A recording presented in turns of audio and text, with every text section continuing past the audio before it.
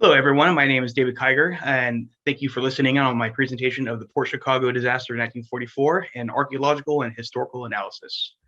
And as you can see right here in the title page, this is a national memorial. It's governed by the National Park Service, and you can see the remnants of the support items of the pier that once existed that was blown up in 1944. So just to give you a little background, this is an area of interest. If you kind of zoom in on the San Francisco Bay Area and scroll to the right, to the east, you'll come across the Sassoon Bay and the Port Chicago area. And this was the site of a deadly munitions explosion that occurred on the night of July 17th, 1944. Port Chicago was a major artery during the World War II in the Pacific Theater. We were shipping all sorts of ordnance and helping in the war effort. And that was a major hub for ordnance to go through in that area. So during the night of July 17th, 1944, there were two ships parked alongside this ammunition pier that no longer exists today. That was the SS Quinault Victory and the SS E.A. Bryant. And obviously there are no witnesses to what happened directly, but witnesses say that there was a thud or a bang and then a smaller explosion and then a larger explosion, which is the one we'll be discussing and talking about. So when that happened, it instantly killed 320 men, mostly African American. The U.S. military was still regularly segregated at this time, and the ensuing blast injured over 390 more. This was equivalent to roughly 2,000 tons of TNT. Just for reference, the Hiroshima atomic bomb was about 15 kilotons or 15,000 tons of TNT. And mostly this was dispersed on the Bryan, which was almost full at the time. The Quinault Victory was essentially empty, and then the remainder of the ordnance was on the pier still.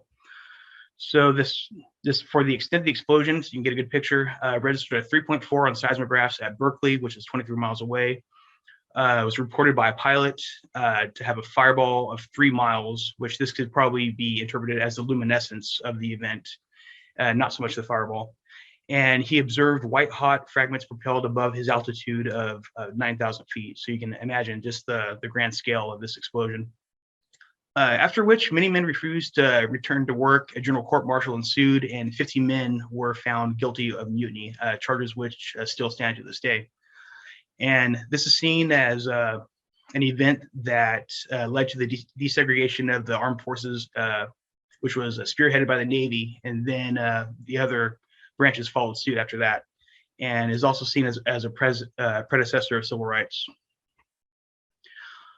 Problem and motivation. I think this first started with me. I was offered a job with the National Park Service as a museum technician, and one of my first duties was to inventory all of the Port Chicago like museum artifacts, documents, maps, everything. And then so I'm going through this and I'm pulling these artifacts out of boxes, and it's almost like watching a historical event unfold out of a box. And I thought GIS would be a great platform to present this historic event, which a lot of the time, you know, the museum is compartmentalized. You have to go somewhere for oral histories. You have to go somewhere else to look at maps. You have to go somewhere to see like these physical objects. So why not bring it to people's fingertips? So GIS presents a new, evolving, and accessible platform from which to view history, and I think I'll be able to more easily tell the story with these platforms. So we can visually and spatially represent these events and link them to museum resources to include archaeology, evidence, photos, written documents, and accounts, and those oral testimonies. And it can also be used to describe the phenomena that led to the origin and the condition of these artifacts. And just to show my workflow, the problem was what I basically went over. This historic event has not been brought to the GIS platforms to my knowledge, and some of like my opening plan was to gather resources from the museum as well as online and the most open sources that I was able to gather this information from. So some of the data sources were online, some are within the museum, some I found just by happenstance, like someone from interpretation like pointed me to a map that I'll later discuss. And then my analysis was to create a geodatabase and then have these to represent these structures, put it into a coordinate system that was more easily able to perform a geographic analysis on. And that was and that was NAD 83 UTM zone 10. And then my conclusion was a working, updatable system that I could constantly add to. I could add more resources to over time and bring it to people so they can actually observe these features and this phenomenon. So one of the first steps I took was trying to reproduce where these structures and these places were that no longer exist today. As you can look on the left, this is what the ammunition pier looked like before the explosion. And after the explosion, it was pretty much obliterated. One portion is missing, submerged, blown apart. The other one is basically all over the place, and they tore it down and salvaged it afterwards. But no ammunition pier exists today. So on the right is my digitization of that historic pier. I tied in the railways to existing railways, and I inferred the blast point between the two ships and on that pier itself. When I didn't have any maps, I was trying to go use LiDAR data to possibly see where any residual posts were, so I could possibly digitize more accurately. When I came across this gem, is the map that I got from the National Park Service interpretation. It was basically a treasure trove of information. This had all the historic buildings. It had a map layout, had a diagram, and using the ArcGIS Pro's image georeference pane, I georeferenced that. I signed the working coordinate system. I sized, rotated, I placed it using control points, and then I used the measuring tool to confirm the width, the length of the pier and the ships to make sure it was historically accurate as possible. And just an image of me georeferencing one of the loading diagrams that I got from the Navy. And my second step was digitizing buildings in Port Chicago that were no longer in existence. So Port Chicago was the town that was the closest to the military installation, and it was, in order to create a safety zone, the Navy bulldozed it, the government bulldozed it in 1968. So finding this evidence of this town was kind of hard to do, and I was able to find this map in my research, which outlines the streets, and it's basically was made to demolish the town. So it has like the sections and the sectors pointed out. But I was able to obtain street names, and with that, using history, just reading the reports, I was able to get some addresses. I was able to infer distances from the blast point, and I was able to place those on the canvas. All right, salvage and recovery area. So this is, it was not so much of an archaeological dig in the sense that people might think, but it was more of a recovery operation. And these items later became acknowledged for their significance.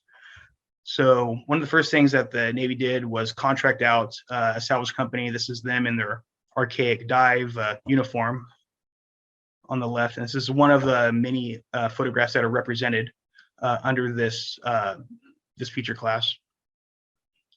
This, I believe, is the Quinault Victory part that they pulled out. It was more intact than the Bryant was, which was imploded from the inside with all the ammunition on it.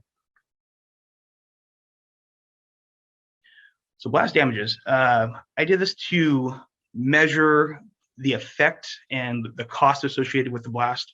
So from the blast point, I used the multi-buffer tool, and that's meant to measure the cost in terms of life, injuries, property, and percent damage and amounts. So percent damage was used by the government up to about 5,000 feet, which was the cantonment area of the military base at the time. And thereafter, it was measured in dollar amounts. The width of the zones were heavily influenced on how the report laid out. So they summarized all their injuries, all of their deaths, all of the destruction within 5,000 feet. And then after that, it was basically summarized within towns. So the zones that I created are meant to kind of fit the shape of that technical paper reported on. It uses the distance parameter of scale distance, which is the range from the explosion, the weight of the TNT to the negative 1/3. And where scale distance equals the range from the blast center, W is a mass of TNT. This is a physics presentation, so I'm trying to summarize this here. So physics principle is that 1/3 of the explosive mass is converted to energy of the blast wave in the detonation process. The remaining 2/3 are converted to slower processes and entropy. And this was on a conservative estimate of 3.5 million pounds of TNT. So any user can go in here and you can kind of look at from the zones. This goes out to 75,000 feet, total deaths, service deaths, civilian deaths, relative blast max of the area, which is based on that distance weight, that weighted distance, total structures damaged, and total dollar damage. And you can do that for every zone coming up to 75,000 feet. Measuring blast strengths, I wanted to measure the physical effect of the blast themselves. So this I had a little more leeway on. I can make with better definition. So when I created these zones, the blast calculator is based less on a physics mathematical principle and more on empirical research by Kiger et al. From 1984, where they actually, tested out explosive devices and measured these elements. So the input parameter on this one was 4 million pounds of TNT, which I included the total weight that was on the Bryant, but I added the weight on the pier as well, because I just wanted to give like a maximum possible explosion. So on this one, you can go to any zone and that'll return distance from the blast crater, incident pressure, given in PSI, reflective pressure in PSI, and then the time to impact from the origination, and then the velocity of the shock front. So, which is like 775 miles an hour, and that basically evened out to the speed of sound, and it became a little more than an acoustic blast at that point.